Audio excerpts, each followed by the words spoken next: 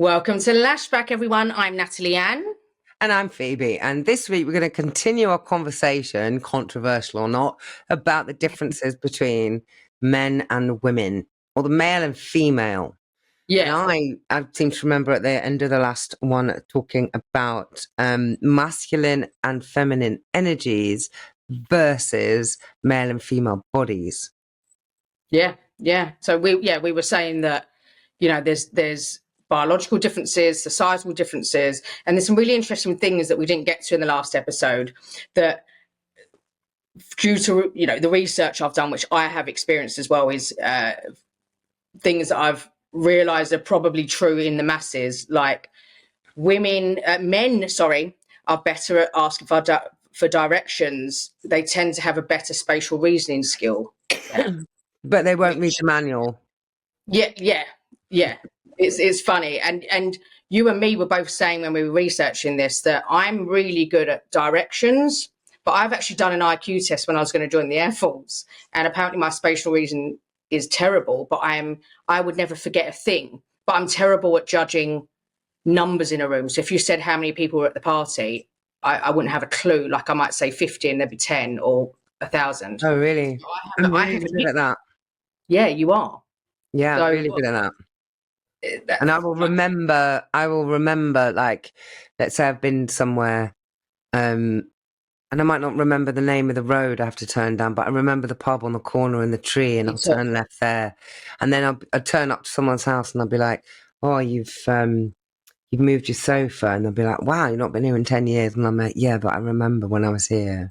Weird, right? That's about my neurodiversity, I think. But that's me too. Like I would never forget, even my dreams. I know what the wallpaper looks like. I know where things are. But like, what have you changed? You're a visual thinker then, are you?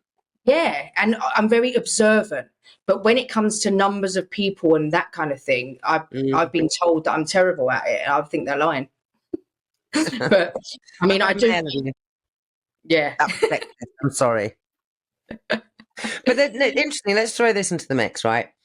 So in Eastern philosophy, Hinduism, and which I have studied through the lens of yoga. I'm not, again, an expert here. We talk about Shiva and Shakti, which is the male and female energies, masculine and feminine.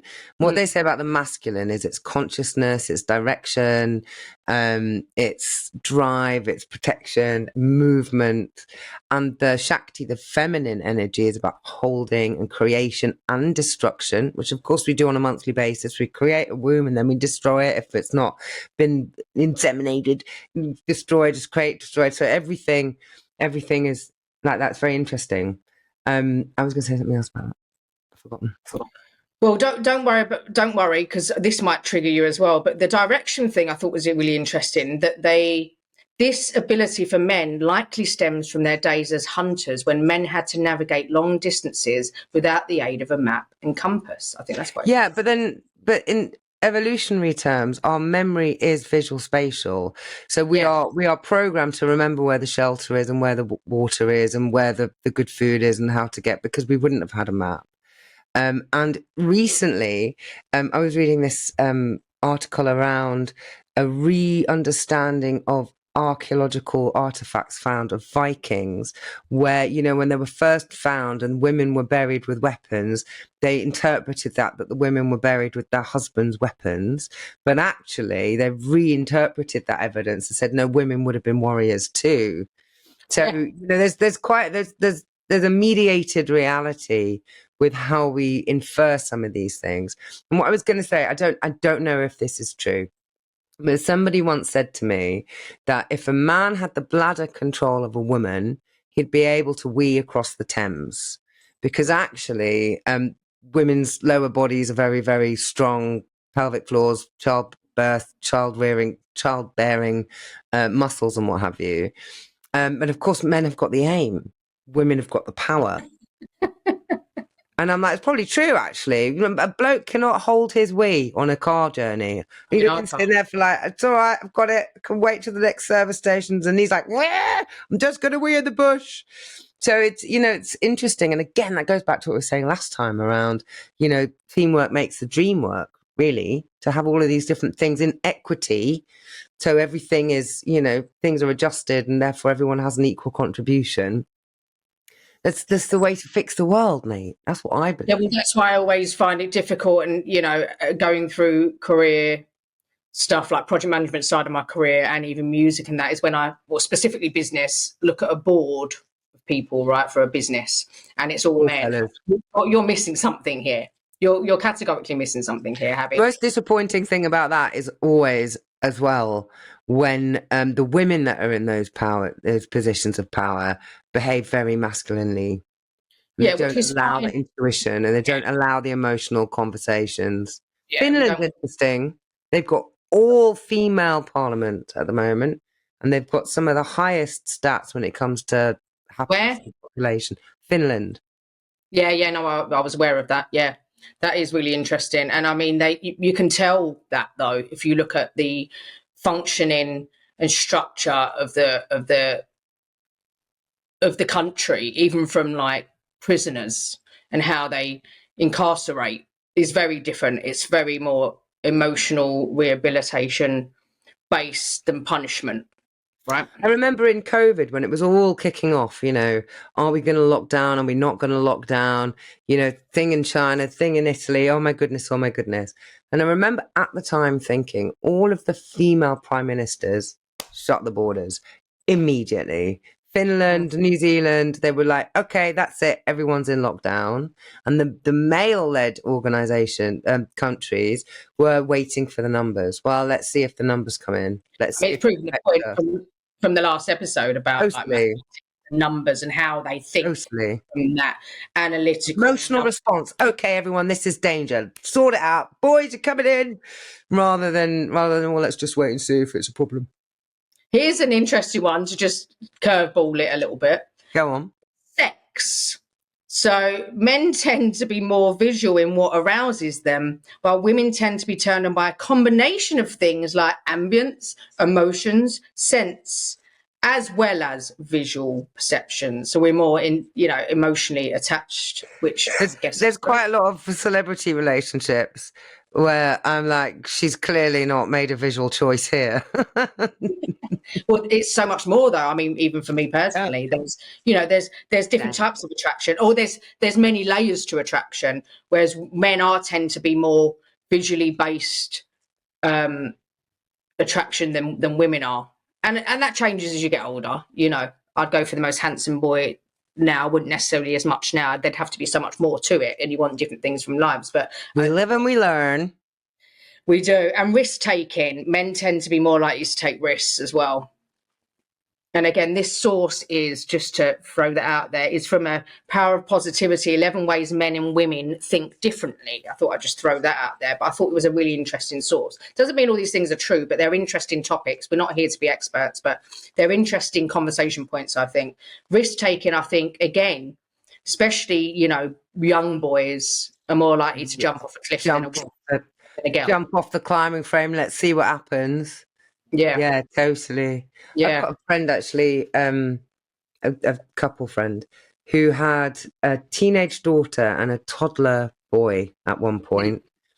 And mom was saying it's really interesting because when our daughter was the toddler age, she was really easy and kind of compliant, and now she's a teenager. It's a nightmare because teenage girls are, well, not even just that, she's figuring out who she is and she's more true. Well, so's a guy in puberty at that age, but then she's saying what's interesting is that the toddler boy's doing all of that stuff at 3-4 years old.